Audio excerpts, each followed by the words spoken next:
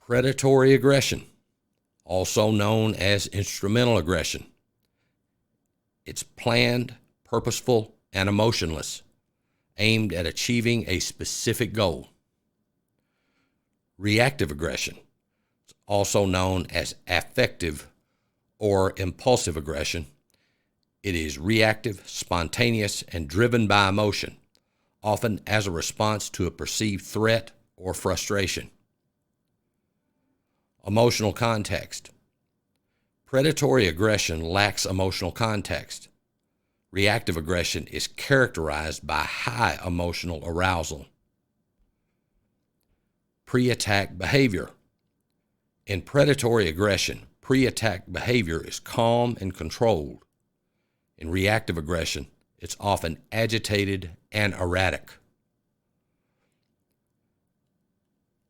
Predatory aggression is goal-directed, that is, to obtain money, status, sex, whatever, whereas reactive aggression is not typically goal-oriented. As far as physiological response, there's lower physiological arousal in predatory aggression, very high arousal in reactive aggression, including increased heart rate and adrenaline. With cognitive processing, predatory aggression involves a more complex cognitive process, planning and foresight, whereas reactive aggression involves less planning and foresight. As far as the expression of anger, predatory aggression does not necessarily involve anger. Reactive aggression often involves intense anger or rage.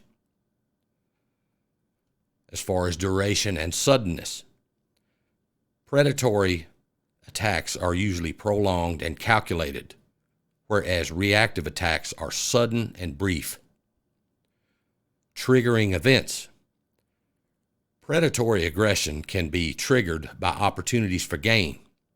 Reactive aggression is often triggered by immediate social or environmental stimuli. When we look at social context, predatory aggression often occurs in a context where the aggressor has some social or physical advantage. Reactive aggression can occur in any social context. When we look at legal implications, predatory aggression may involve premeditated crimes, leading to more severe legal consequences. Reactive aggression might be considered less premeditated as far as in legal settings. Typical scenarios: predatory aggression is common in crimes like stalking or planned robbery, or serial killing for that matter.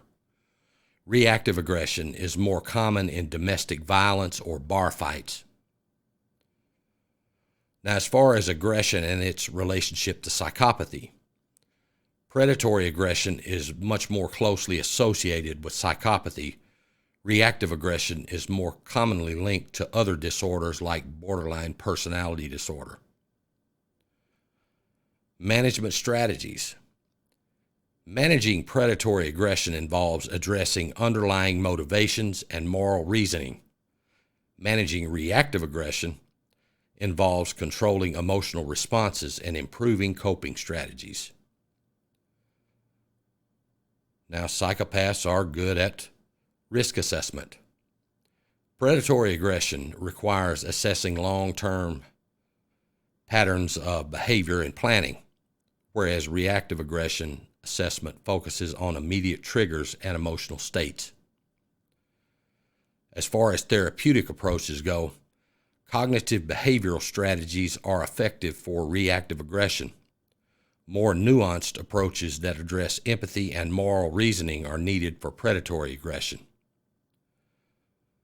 As far as prevalence goes, predatory aggression is much less common but more likely to result in serious harm. Reactive aggression is more common and often less severe.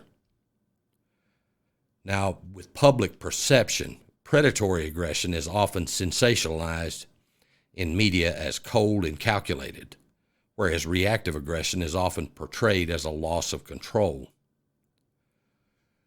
Now, as far as outcome measures go, Success in reducing predatory aggression is measured by changes in planning and moral reasoning.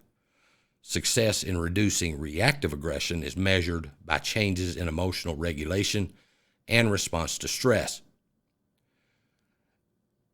The best explanation I've ever heard of the two forms of aggression came from Dr. George K. Simon in the allegory of the two cats in his phenomenal book, In Sheep's Clothing. Dr. Simon's explanation offers one of the clearest delineations of these behaviors, making it an exceptional tool for understanding how aggression functions in both animals and humans. And this is a book that I highly recommend. The first cat is sitting on a porch, minding its own business, when a dog walks around the corner and approaches the cat. The cat arches his back, its hair standing on end, claws are out, and has a hissing demeanor. This epitomizes reactive aggression. This form of aggression is essentially defensive and occurs in response to a perceived threat. It's a spontaneous reaction to provocation and is characterized by a surge of intense, often volatile emotions. The hissing cat does not plan to be aggressive in advance. Rather, it reacts instinctively to immediate stimuli that threaten its safety or well-being. Its aggression is a direct and immediate response to the fear or threat it experiences at that moment. This is a survival mechanism deeply embedded in an animal's or a person's fight or flight response system, intended to protect and preserve in the face of danger. Conversely, though, the second cat, which spots a mouse running across the room, moves calmly, slowly, and low to the ground, with its fur laying flat on its back and its eyes intensely focused on the mouse as he stalks it. This example clearly illustrates predatory aggression. Unlike reactive aggression, predatory aggression is not about defense, but rather about a deliberate and calculated attack. There is no display of emotional arousal as seen with the hissing cat. Instead, this aggression is characterized by a calm, controlled, and purposeful approach. The stalking cat plans its movements meticulously and strikes with precision. This type of aggression is goal-oriented, aimed at capturing or defeating a target, rather than merely responding to an immediate threat. Dr. Simon discusses these dynamics to highlight how similarly complex patterns of aggression can be observed in human behavior. Just like the cats, humans too exhibit reactive aggression in response to direct threats, often as a reflexive protective measure. On the other hand, predatory aggression in humans involves a more calculated, goal-driven behaviors, where the aggressor is often cool and composed, driven by a specific objective rather than just an impulsive reaction to an immediate threat. Understanding these distinctions is crucial in the realms of psychology and behavioral science, as it aids in assessing and addressing various interpersonal conflicts and harmful behaviors. Identifying whether an act of aggression stems from a defensive posture or a predatory intent can significantly influence how issues are managed and resolved, both clinically and legally. The allegory of the two cats not only simplifies the complex nature of aggression, but also provides a clear, memorable, and relatable understanding of the varied forms aggression can take. This depiction remains one of the best explanations of aggression, shedding light on its psychological underpinnings and emphasizing the importance of context in understanding any aggressive encounter. So, to wrap up this first module, consider the following case example. The following case vignette illustrates concepts presented so far. So consider the case of Kevin, the corporate psychopath. Introduction to the case study. In this case study for Module 1, Introduction to Psychopathy, we explore the behaviors and strategies of Kevin, a senior manager in a multinational corporation. Kevin exemplifies several characteristics often associated with subclinical psychopathy, particularly in the context of the corporate world. This module will utilize Kevin's behaviors to illustrate key concepts related to psychopathy, including diagnostic criteria, common behaviors, and forms of aggression. Background. Kevin is a 42-year-old male working in the corporate world. He holds a significant managerial position that grants him considerable power within the company. Despite his unremarkable physical appearance, being tall, overweight, and generally considered unattractive, Kevin possesses an exceptionally cunning mind and uses sophisticated manipulative tactics to maintain control and influence within his workplace. Common behaviors and interpersonal traits. Kevin is known for his manipulative interpersonal skills, often deploying tactics based on fear, obligation, and guilt to control others, especially the women in the office. He tells female employees that there are impending salary cuts, which only he is aware of, claiming close connections with the CEO and company president. Portraying himself as a benevolent protector, Kevin offers to supplement their income from his own earnings, creating a false sense of dependency and gratitude. Predatory and impulsive aggression. Kevin's aggression manifests predominantly in a predatory manner, carefully planned and executed to enhance his personal power and control. He creates an environment of fear and instability in the office by constantly suggesting job insecurity, then positions himself as the only solution to the problem, thereby exploiting the vulnerabilities of others for personal gain.